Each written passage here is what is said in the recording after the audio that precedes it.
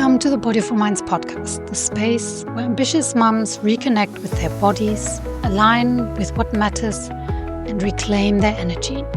One breath, one moment at a time.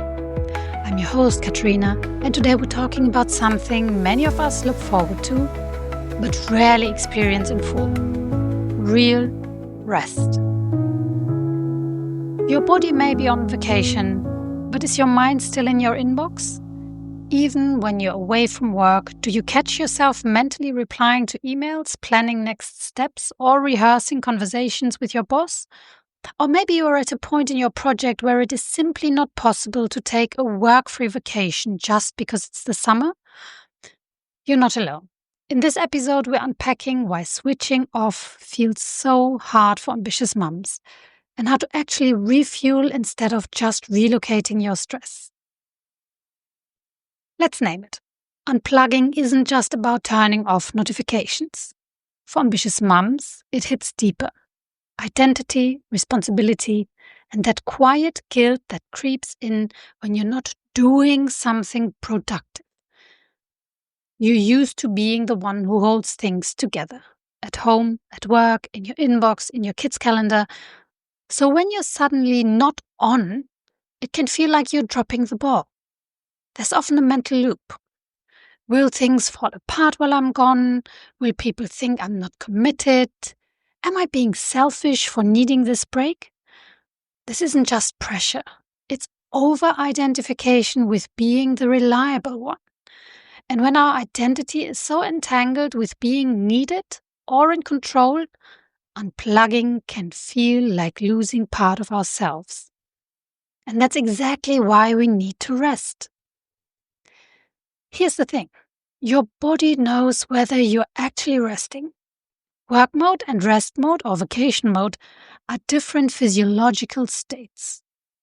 In work mode, you might notice tightness in your jaw or belly, forward-leaning posture, shallow breathing, mental urgency, or a checklist brain. In rest mode, your shoulders drop, your breath slows down, you feel heavier, more grounded, and time softens. You're not racing against it. Tuning into these signals is your first step to shifting. So ask yourself, what state am I in right now? Let your body tell you, not your to-do list. Let's talk boundaries. Not the rigid all or nothing kind, the kind that work for mums who wear many hats.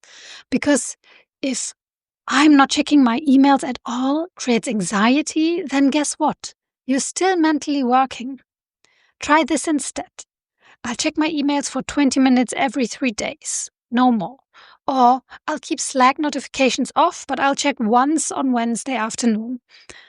The goal is not perfection, it's containment, putting limits around your work so it doesn't bleed into every crevice of your vacation. You get to define what's realistic for you and your current project, but be honest about it. If you need even more work time than the above, try to still set some kind of schedule. Set expectations for your team and give them specific times when to call you rather than having to call them back. Similarly, talk to your family what schedule you would like to implement, ideally before you even leave, and how that is going to work with your family vacation. Scheduling aside, it is crucial to get the transition from work mode into vacation mode right. If you also want to benefit from the vacation while still working, and if you want to be present with your family. So let's look at that next. Your nervous system needs cues to shift between states. You can create those cues with simple, repeatable rituals. If your vacation isn't here just yet, why not try implementing these when transitioning from the office to pick up or home? That way you are prepared for transitioning after shorter periods of work and rest when you are on vacation. Here are a few options that work beautifully. Breath work, for example. Take 3 slow breaths, where the exhale is longer than the inhale. Try breathing in for 4 and out for 6. This signals safety to your system. Or a movement cue. Create a close the laptop ritual. Literally, So after powering down or closing the laptop, stretch your arms overhead, roll your shoulders, walk around barefoot, or shake it off. Let your body know that work is done. Or you change your environment. Go outside, lie down with your eyes closed, splash water on your face, so the physical contrast reinforces the mental transition. Or create a mini ritual. Try lighting a candle, sipping something slowly, or putting on a specific playlist that marks this is vacation time or this is me time. Small signals can create big shifts, especially when repeated consistently. Now, what if your brain still won't stop? That's okay. The goal isn't to force rest, but to invite it in. Here's what helps. Body scans, like a gentle mental walk through your body. Start from your feet and move up. Notice tension. Release it with your breath. Or somatic journaling. Not the Dear Diary style of what you've done all day. You just probably start writing about work and adding to-dos. Just write, what am I feeling in my body right now? Where do I feel it? And can I release it? Or try a soothing touch. Place one hand on your chest, one on your belly. This taps into your vagus nerve and tells your body, you're safe. You can let go. Remember, mental noise is not a failure. It's a signal that your mind has been holding a lot. The answer isn't to push it away. It's to give it a softer place to land. So whether you're about to head off on vacation or just dreaming of one, know this. You don't have to earn rest by burning out.